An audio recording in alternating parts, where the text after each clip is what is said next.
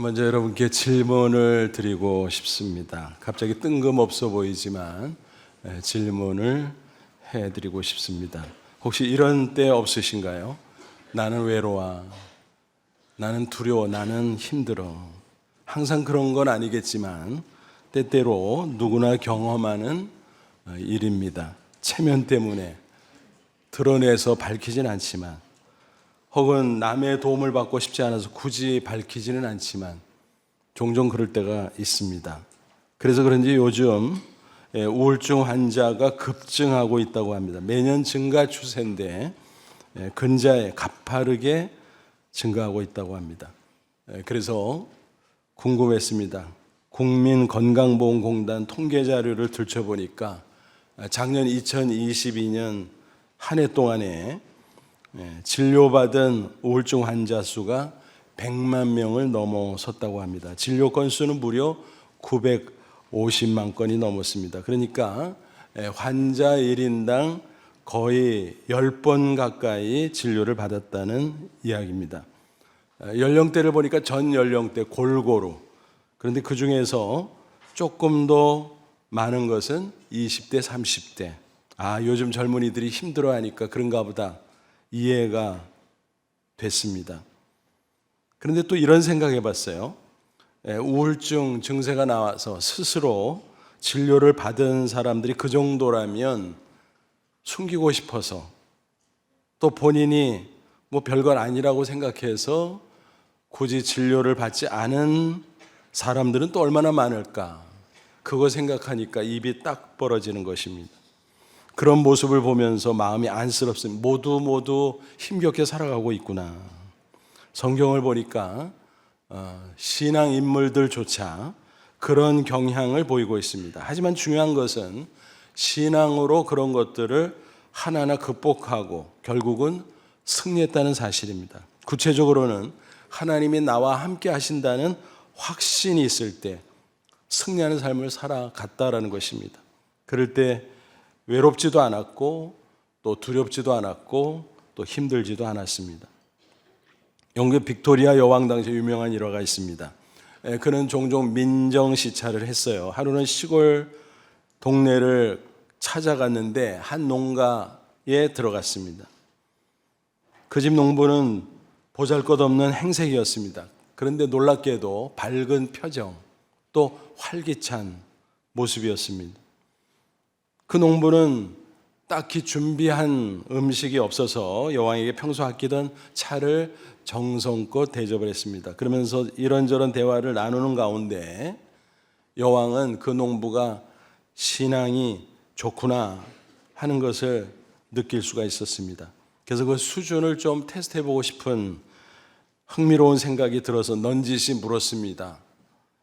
이 집에 많은 사람들이 방문했을 텐데 그 중에 가장 귀한 손님은 누구죠? 그러자 농부는 이렇게 대답을 했습니다. 그야 여왕님이시죠.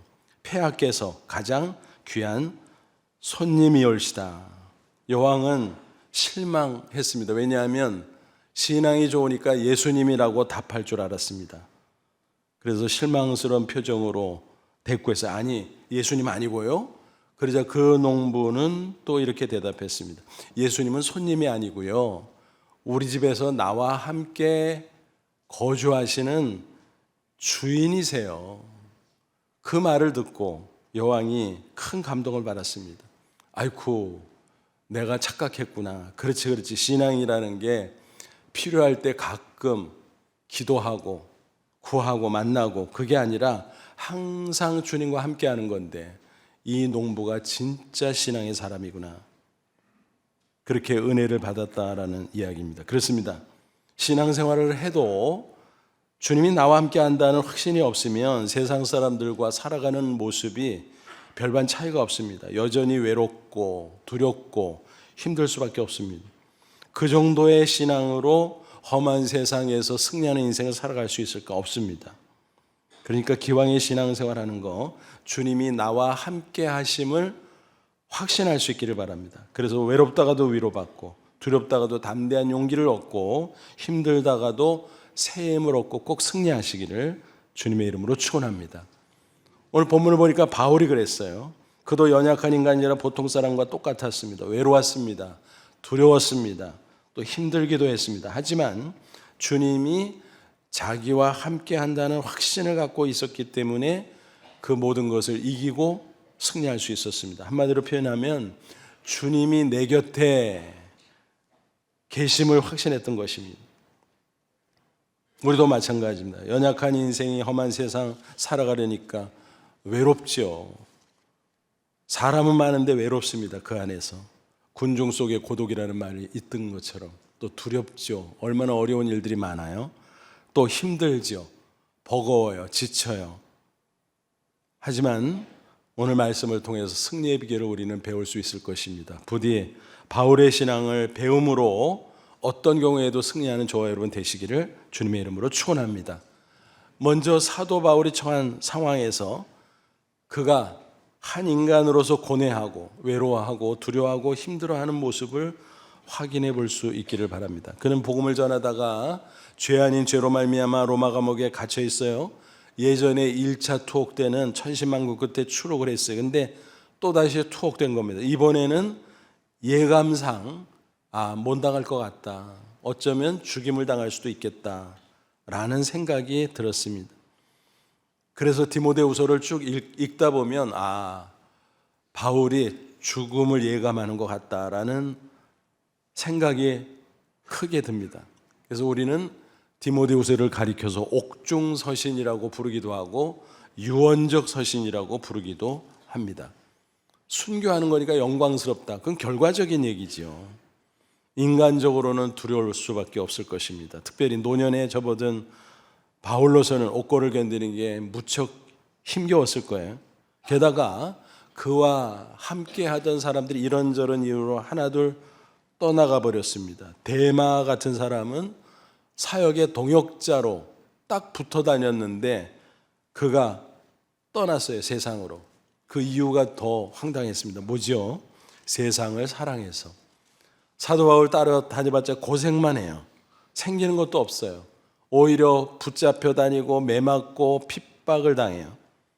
이러다가 안 되겠다 싶었는지 그는 훌쩍 떠나버렸습니다.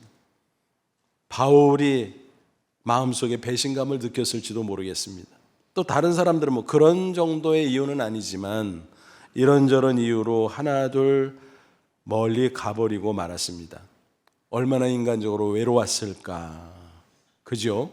그도 인간이기에 또 나이를 먹고 있기 때문에 그 고독감은 짙어져만 갔을 것입니다. 그가 편지의 수신자인 디모데에게 한 말을 보면 그의 외로움이 얼마나 컸을까 가늠해 볼 수 있습니다. 오늘 본문 앞에 9절을 보니까 뭐라고 돼 있어요? 너는 어서 속히 내게로 오라. 너는 디모데지요. 그냥 어서 와. 속히 와 그러면 되잖아요. 근데 어서 속히 내게로 오라. 그 말을 통해서 디모데가 그렇게 보고 싶어? 외롭다는 얘기입니다. 믿음의 아들 디모데니까 사랑하지만 그래도 굉장히 외롭구나 하는 것을 추측할 수 있습니다. 또 11절 보면 누가만 나와 함께 있느니라. 그래도 누가가 있어 다행이다. 누가는 의사였잖아요. 또 동역자였잖아요. 신실한 사람. 딱 붙어가지고 병약한 바울을 치료도 해주고 동행하고 있었습니다. 그나마 다행이었죠. 내가 올 때 마가를 데리고 오라. 그가 나의 일에 유익하리라. 무슨 얘기예요? 마가가 누군지 기억하시죠? 바나바의 조카예요. 1차 선교행 때 같이 동행했어요. 근데 중간에 탈락했어요. 힘들다고 가버렸어. 바울이 화가 났어요. 이제 몇 년 후에 2차 선교행을 떠났는데 바나바가 마가를 또 데리고 가재요. 그래서 안 된다 그랬어요. 그래서 둘이 다퉜어요. 사람이 실수할 수 있지. 몇 년 전이잖아. 이제 잘할 거야. 변했어. 그러나 바울은 아니야. 그런 녀석은 또 중도 탈락할 거야. 안 돼. 그래서 둘이 심히 다투고 갈라서게 되죠. 그 마가예요. 근데 오랜 세월이 흐르면서 마가가 진짜 변했어요. 그리고 열심히 복음 전파의 사역을 감당했어요. 그런 가운데 바울이 받아들였어요. 이제 진짜 마가가 신실해졌구나. 일꾼이구나. 그래서 그를 기억하고 디모데에게 너 올 때 마가를 좀 데려와라 라고 말합니다. 그래서 이런 것들을 보면서 바울이 옆에 이런저런 사람을 두고 싶어 하는구나. 사역상 필요하기도 했겠지만 외롭구나 하는 것을 짐작할 수 있습니다. 그리고 바울은 이미 노쇠해졌어요. 병약해졌어요. 많이 힘들었을 것입니다. 13절 보면 내가 올 때 내가 드로아 가보의 집에 둔 겉옷을 가지고 오고, 겉옷 두툼한 외투를 가지고 오라고 또 부탁을 했어요. 뭐 그냥 지나갈 수도 있어요. 뭐 날씨가 차가워졌나 보다, 뭐 이렇게 생각할 수도 있죠. 물론 그런 것도 있겠지만 그가 노쇠해지고 병약해져서 추위를 많이 타게 됐다는 그런 뜻도 들어있을 것입니다. 또 21절에서 뭐라 그랬어요? 너는 겨울 전에 어서 오라.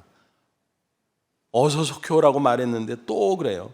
겨울 전에 빨리 와. 어서 와. 왜 그랬을까요? 배를 타고 다니는 시대인데 겨울에는 항해하기가 어려우니까 너 빨리 오는 게 좋을 거야. 고생하지 않고. 그런 뜻도 있지만 본인 입장에서 보면 요청한 것들도 빨리 가져오면 좋겠고, 만나고 싶은 사람들도 빨리 오면 좋겠고, 그거예요. 아, 바울이 외롭구나, 힘들구나. 또 다른 한편으로는 죽음을 예감하면서 두려운 마음도 있었겠구나. 우리가 하나하나 짐작할 수 있죠. 그렇습니다. 이런 구절들만 보면 바울도 별 수 없는 한 인간이구나 하는 것을 우리가 헤아릴 수 있습니다. 그런데 그 구절 사이사이를 잘 들여다보면 그럼에도 불구하고 그 외로움과 두려움과 피곤함을 거뜬히 이긴 사도 바울의 모습을 우리는 발견할 수 있습니다. 이거야말로 바울의 진면목이죠. 신앙의 위대함인 것입니다. 인간 바울은 연약하고 부족했지만 신앙인 바울은 당당하고 위대했다라는 사실입니다. 어떻게 그렇게 됐다고요? 주님이 내 곁에 있다는 확신이 있었기 때문입니다. 주님이 내 곁에 신앙, 이렇게 표현할 수 있겠네요. 그게 비결이에요. 그는 사람들이 배신하고 떠나는 것도 인간적으로 외롭고 쓸쓸하고 힘이 빠지고 그랬지만 그거를 극복했구나 하는 것을 우리가 또 짐작할 수 있어요. 16절 보니까 내가 처음 변명할 때, 여기서 변명이라는 것은 변호라는 말입니다. 재판을 받는데 그는 로마 시민권자이기 때문에 재판 절차를 공식적으로 받았습니다.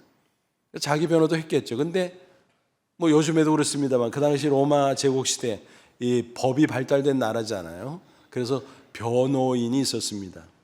그런데 나서는 자가 없었다는 거예요. 나와 함께한 자가 하나도 없고 다 나를 버렸으나, 여러분 세상의 인심이 그렇잖아요. 잘 나갈 때는 어때요? 사람들이 꼬여요. 뭐 얻어가려고. 또 옆에 서 있으면 자기도 빚갈라니까. 근데요, 힘들고 별 볼 일 없어지면 하나둘 다 떠나요. 도망가요. 슬그슬그 피해요. 그렇잖아요. 바울의 경우 그랬다는 거예요. 바울이 체포되고 재판받고 감옥에서 보니까 못 나올 것 같고, 야, 바울 옆에 있어봐야 별 볼 일 없어. 심지어는 서슬시보는 로마 당국에 핍박이 있는데 잘못 걸리면 엮여가지고 우리도 감옥 가, 우리도 큰일 나, 안 되지. 그래서 슬금슬금 피해버렸다라는 사실입니다. 여러분, 인간적으로 얼마나 큰 피해감이 있었겠습니까? 그죠? 근데 그 다음 말씀 보면 바울이 뭐라 그래요? 다 나를 버렸으나 그들에게 허물을 돌리지 않기를 원하노라. 디모데에게 그래요. 그 사람들 욕하지 마. 무슨 얘기예요? 자기는 다 마음속에서 정리했다는 거예요. 용서했다는 거예요. 입장 바꿔 생각해봐라. 우리라도 바꿔서 입장 그렇게 생각해보면 무서워서 슬금슬금 피하지 않았겠어. 그래, 다 그런 거지 뭐. 사람이 넘어가자. 디모데에게 그렇게 권면하고 있다라는 것입니다. 그래서 사람들이 떠나고 배신하고 외로움도 있고 비애감도 있었지만 극복했구나 하는 것을 엿볼 수가 있습니다. 또 예전에 많은 위험이 있었을 때 주님이 함께 하시면서 건져주셨는데 지금도 함께 해줄 거야. 앞으로도 함께 해줄 거야. 그리고 결국은 천국으로 인도할 거야. 그런 확신을 가지고 있었어. 그게 17절, 18절 말씀이에요. 먼저 17절 보면 주께서 내 곁에 계서, 그래서 주님은 누구예요? 정확하게 말하면 예수 그리스도시요. 보혜사 성령을 통해서 와 계시는 영적으로 와 계시는 예수 그리스도. 그렇죠. 예수님은 육신적으로 이 땅에 오셔서 십자가 지시고 부활 승천하셨지만 보혜사 성령을 통해서, 보혜사 성령을 다른 명칭으로 뭐라 그래요? 또 다른 보혜사. 예수님이 제자들과 함께 있었던 것을 여전히 성령을 통해서 함께 계신다는 거예요. 그 주님이 내 곁에 서서 나에게 힘을 주심은 나로 말미암아 선포된 말씀이 온전히 전파된 모든 이방인들이 듣게 하려 하심이니. 바울이 이방인 사도잖아요. 유대인들에도 복음을 전했지만 그의 주 사역은 이방인 선교예요. 그래서 이방인 선교가 잘 될 수 있도록 주님이 내 곁에 서서 나와 함께 하시고 나를 도와주시고 나를 건져주셨어. 그래서 내가 사자의 입에서 건짐을 받았느니라. 이게 뭘까요? 어떤 사람들은 로마 시대에 박해하는 가운데 기독교인들을 붙들어다가 짐승의 밥이 되게 했잖아요. 원형 경기장 같은데 사람들이 모인 가운데 짐승하고 싸움을 시켜서 잡아먹히게 하고 잔인하게 그런 일이 비일비재했잖아요. 그거 아닌가? 그럴 뻔하다가 살아난 거 아닌가? 아니에요. 왜냐하면 바울은 로마 시민권자이기 때문에 그런 방식으로 사형을 당하지 않아요. 십자가이나 짐승의 밥이 되게 하는 그런 거 안 합니다. 점잖게 해요. 어떻게 합니까? 참수형. 아유, 그게 뭘 점잖해요 라고 반문할 수 있을지만 그 당시 로마 제국의 사형 방법이 너무너무 극악무도해 있기 때문에 참수형은 점잖은 편에 속하는 것이었습니다. 바울이 나중에 순교할 때도 그렇게 순교를 했습니다. 그러니까 사자의 입에서 건짐을 받았다는 것은 상징적인 표현이에요. 마치 다니엘이 사자굴에 떨어져서 죽을 뻔하다가 구조된 것처럼, 살아난 것처럼 자기도 극한 위경 가운데 있다가 주님이 곁에 서서 함께하면서 도와주셔서 살아났다. 그런 일이 있었다. 그러니까 그 주님이 지금도 내 곁에 계시다. 나를 도와주고 계셔. 또 앞으로도 그럴 거야. 그리고 혹시 이 감옥에서 나가지 못하고 내가 죽임을 당한다면 그거는 순교요, 그거는 천국으로 들어가는 관문이다. 그래서 또 천국에 들어가도록 구원할 것이다. 그렇게 얘기했어요. 18절 보면 주께서 나를 모든 악한 일에서 건져내시고 또 그 천국에 들어가도록 구원하시리니 그에게 영광이 세세 무궁토록 있을지어다. 아멘. 그러니까 예전에도 도와주셨고 지금도 주님이 내 곁에서 함께하니까 도와주시고 앞으로도 도와주실 것이고 언젠가 내가 임종을 맞이할 텐데 그러면 천국으로 나를 인도할 거야. 그런 확신을 가지고 있었습니다. 특별히 죽음을 앞둔 그에게 외로움과 또 힘들고 피곤함도 있었겠지만 두려움이 없었겠어요. 인간인데. 하지만 그것도 극복했던 것 같아요. 그는 순교를 각오하면서 천국에 들어갈 것과 주님으로부터 상급을 받을 것, 의의 면류관을 받을 것을 확신하면서 당당하게 선포하고 있습니다. 유명한 말씀이죠. 앞에 디모데후서 4장 6절로 8절. 전제와 같이 내가 부어지고 나의 떠날 시각이 가까웠도다. 전제는 뭐예요? 이스라엘의 제사법 가운데 여러 절차가 있는데 마지막 피날레가 전제예요.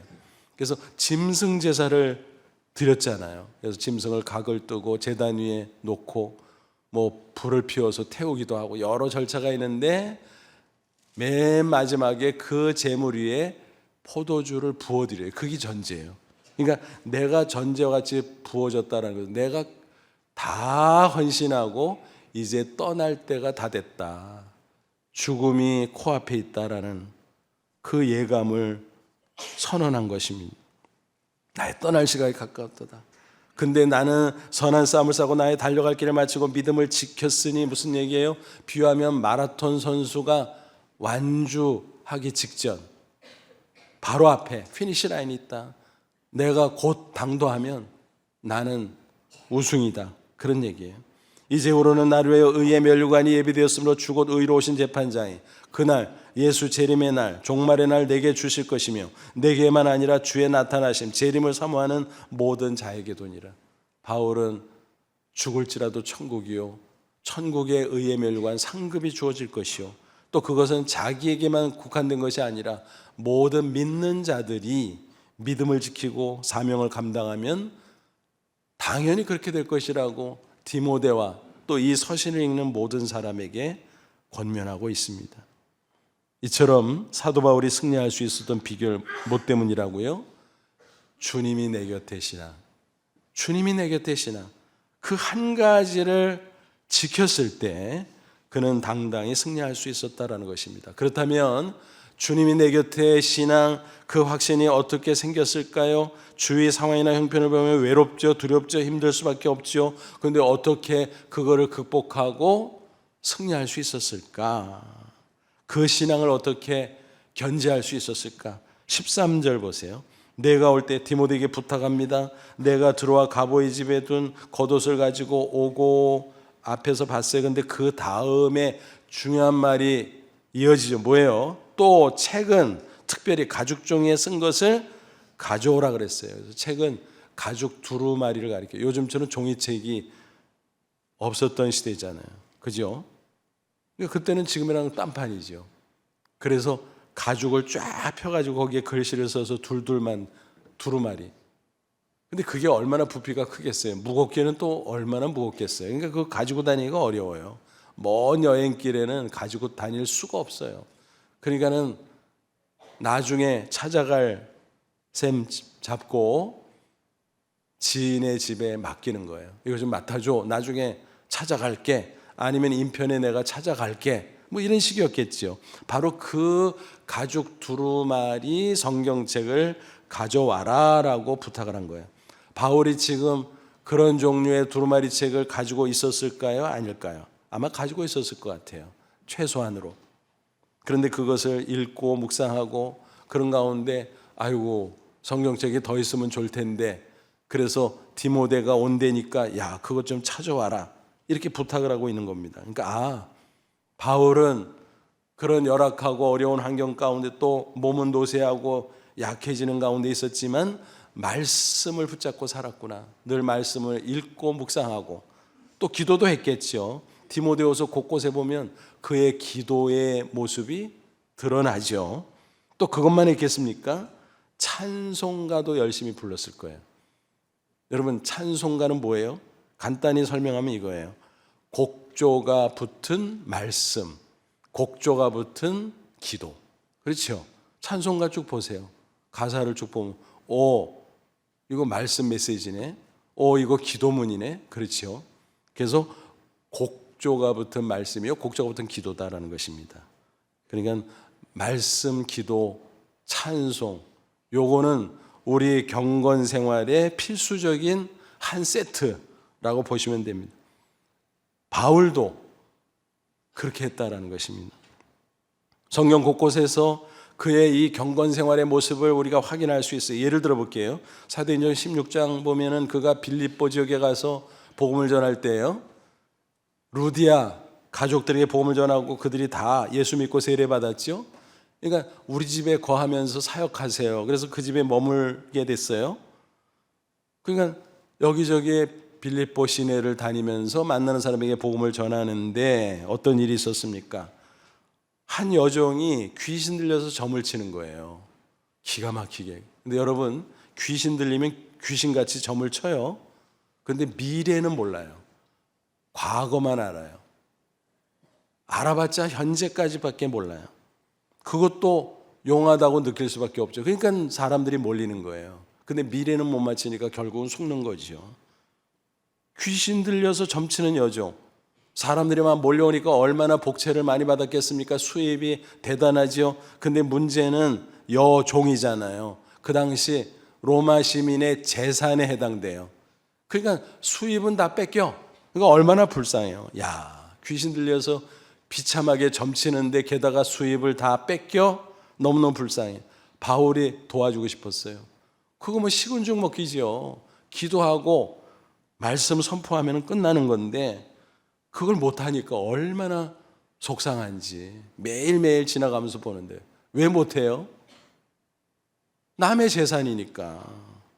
로마 법상 그렇게 하면 안 되니까. 그런데 어느 날 에라 모르겠다. 너무 불쌍해서 안 되겠다. 그래가지고 귀신을 쫓아버렸어요. 너무 잘 되죠. 근데 문제가 생겼어요. 점을 못 치는 수입이 없어졌어요. 그러니까 주인들이 길길이 뛰는 거예요. 근데 또 체면은 있다고 수입 줄었다는 말을 안 하고 대명분을 세우지요. 거짓으로 지어서 뭐라 그래요? 저 바울 일행이 우리 도시에 와서 우리가 도저히 받아들일 수 없는 사설을 늘어나서 우리 도시의 분위기가 망쳤다고, 미풍 양속이 무너지게 됐다고, 이런 식으로 거짓으로 고발을 한 겁니다. 그래서 체포됐고 매맞고 결국은 감옥에 갇혔죠.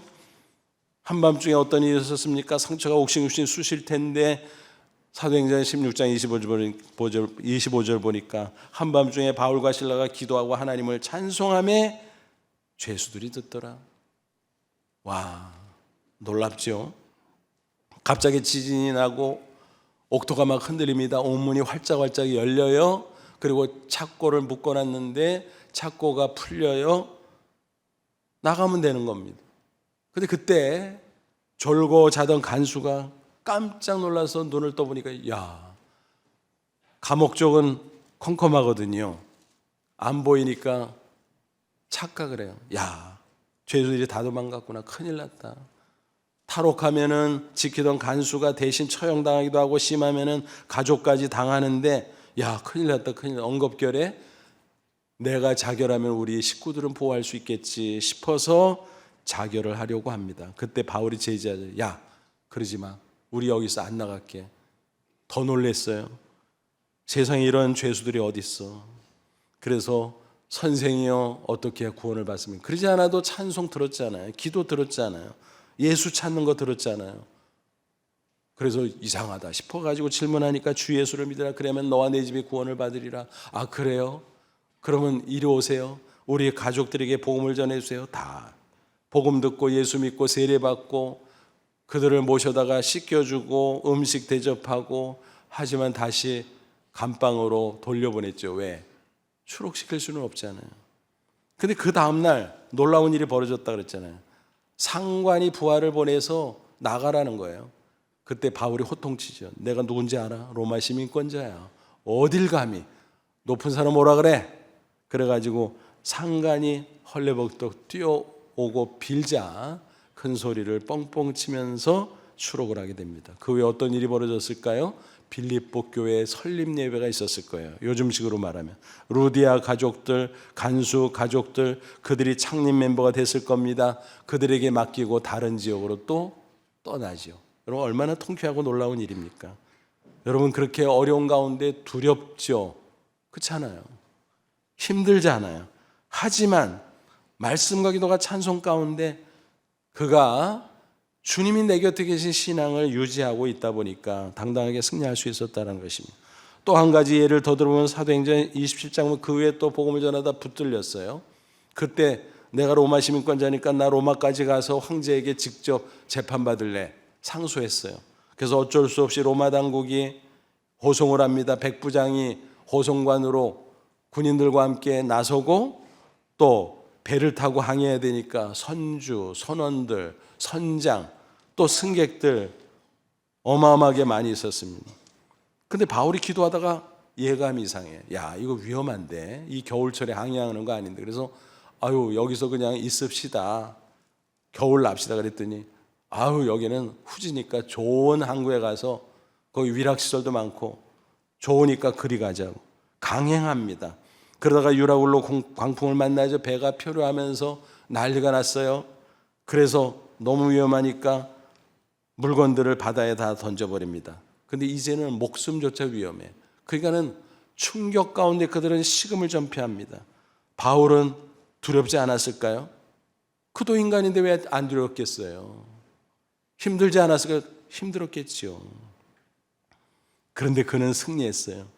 그는 그 사람들 앞에 딱 나섭니다. 뭐 백부장도 있고 선주도 있고 선장도 있지만 바울이 딱 나서요. 그들 앞에 리더가 된 겁니다. 그러면서 따끔하게 내가 뭘 했어? 예감이 이상하다 그랬잖아. 그래서 괜찮아 하면서 사도행전 27장 22절부터 25절에 뭐라 그래요? 내가 너희를 권하노니 이제는 안심하라. 너희 중 아무도 생명에는 아무런 손상이 없겠고 오직 백분이리라. 내가 속한 바고 내가 섬긴 하나님의 사자 천사가 어젯밤에 내 곁에 서서, 주님이 내 곁에 서서 그 말씀과 같지요. 바울아 두려워하지 말라. 내가 가이사 황제 앞에 서야 되겠고 너 재판받기 위해서라도 가야 돼. 그러니까 너 살아야 돼. 그리고 그 과정 속에서 복음이 로마에 전파돼야 돼. 또 하나님께서 너와 함께 항해하는 자들을 다 내게 주었다. 이 사람들 너 때문에 다 살게 해줄게. 걱정하지 마. 하였으니 그러므로 여러분이여 안심하라. 나는 내게 말씀하신 그대로 되리라고 하나님을 믿노라. 얼마나 담대하게 말씀을 전했는지 사람들이 꼼짝없이 그의 말을 경청하고 다 순종합니다. 완전히 리더가 바뀐 거예요. 그래서 결국 그의 말대로 파선되고 멜리데 섬에 상륙했지만 그곳에서 또 이런저런 일이 있었고 그 섬 주민을 복음화시키고 재정비해서 다시 항해하게 되죠. 그때 바울 덕택에 하나님의 은혜로 살아난 사람이 몇 명이라고요? 276명. 놀라운 일이죠. 와, 그렇구나. 바울이 그때마다 이런저런 어려운 상황들이 벌어졌지만 주님이 내 곁의 신앙으로 그때 다 승리했구나 알 수 있죠. 그렇습니다. 그게 승리의 비결입니다. 복음 전도자 D.L. 무디의 유명한 일화입니다. 그가 어느 교회에 초청을 받았어요. 강사로. 집회 중에 담임 목사가 특별히 요청을 하는 거예요. 우리 교회에 중환자 성도가 있는데 너무 딱하다고 가서 기도 좀 해주세요. 그래서 알았다고 같이 신방 갔어요. 그래서 그 성도가 누워있는 방 안에 들어갔는데 중환자라고 들어서 보니까는 분명히 몸은 수척하고 누워있고 그래요. 근데 얼굴이 환한 거예요. 야, 이럴 수가. 중환자인데 이럴 수가. 어쨌든 말씀을 들려주고 기도해주고 돌아 나오는데 본인이 오히려 은혜를 받았어. 그는 후에 이렇게 간증을 했습니다. 나는 그때 그 방 안에서 천국을 보았다. 무슨 얘기예요? 중환자라 질병의 고통 가운데 있었습니다. 또 외로웠겠죠. 두려웠겠죠. 그러나 주님이 내 곁에 신앙으로 승리했다는 것입니다. 말씀을 묵상하고 기도하고 찬송하는 가운데 주님이 내 곁에 있는 것을 확신할 수 있었어요. 그래서 외롭지 않았습니다. 두렵지 않았습니다. 힘들지 않았습니다. 천국을 확신할 수 있었습니다. 그러니까 주님과 함께하고 천국의 소망이 넘치니까 그 방안이 마치 천국과 같이 느껴졌다라는 무디의 간증인 것입니다. 놀랍죠, 여러분? 어떤 경우에도 주님이 내 곁에 신앙이 있으면 되는 것입니다. 반대로 아무리 부자고 대단한 지위와 명예를 갖고 있다고 할지라도 주님이 내 곁에 신앙이 없으면 인간은 별 수 없어요. 외로운 거예요. 두려운 거예요. 힘든 거예요. 왜? 사람이 항상 잘 나가 아니잖아요. 내려올 때도 있잖아요. 나이 먹으면 별 수 없잖아요. 노쇠하고 병들고 별 수 없잖아요.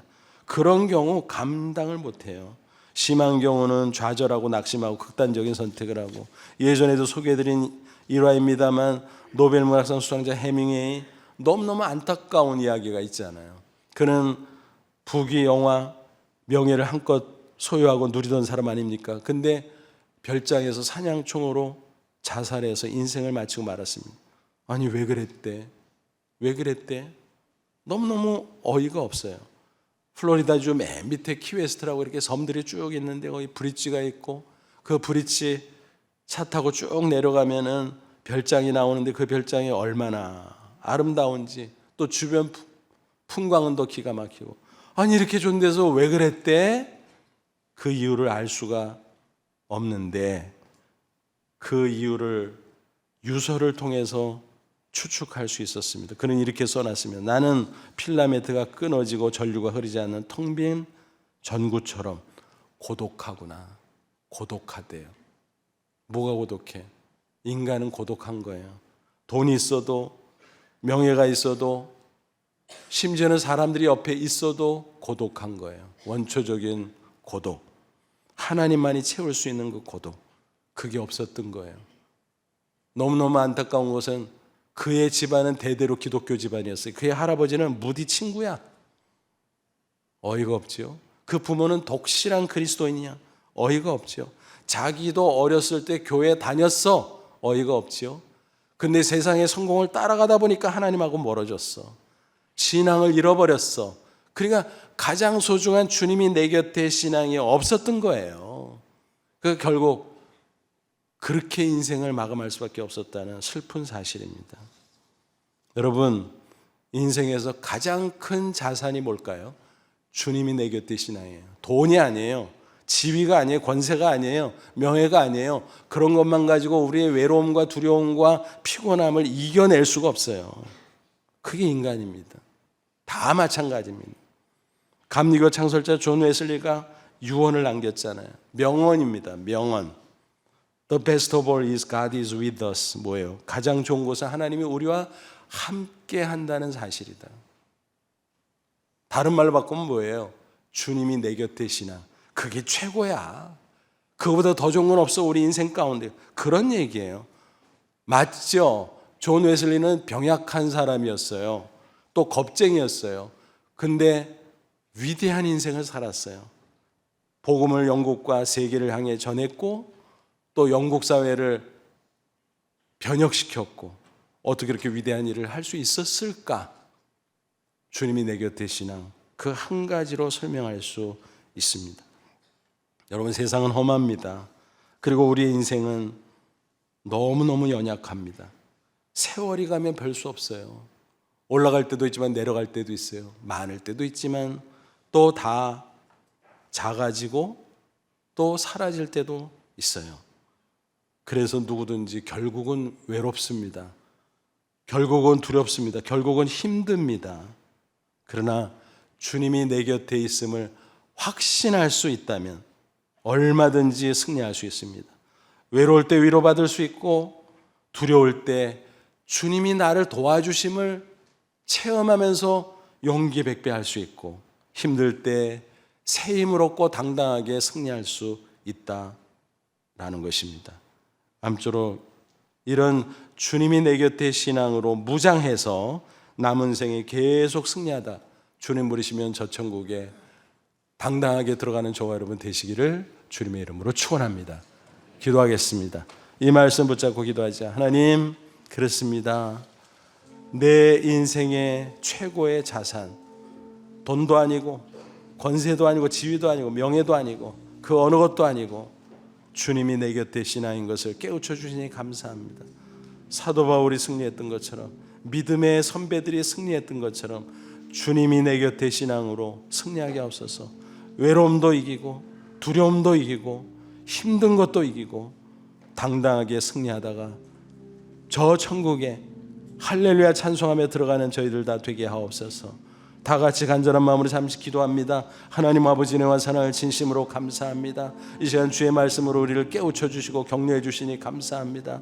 바울도 한 인간으로서 외로웠고 두려웠고 또 힘들었고, 그러나 주님이 내 곁에 신앙을 통해서 그가 당당히 승리하고 영광스러운 모습으로 천국에 들어간 것을 기억합니다. 우리도 그런 인생 살기를 소원합니다. 세상 것과 짝하지 않게 하시고 오직 주님이 내 곁에 신앙 하나로 승리하는 인생 살아가게 하옵소서. 그리고 평안하게 살다 기쁨을 안고 저 천국에 들어가는 진정한 인생의 승리자 다 되게 해 주시옵소서. 예수님의 이름으로 기도하옵나이다. 아멘.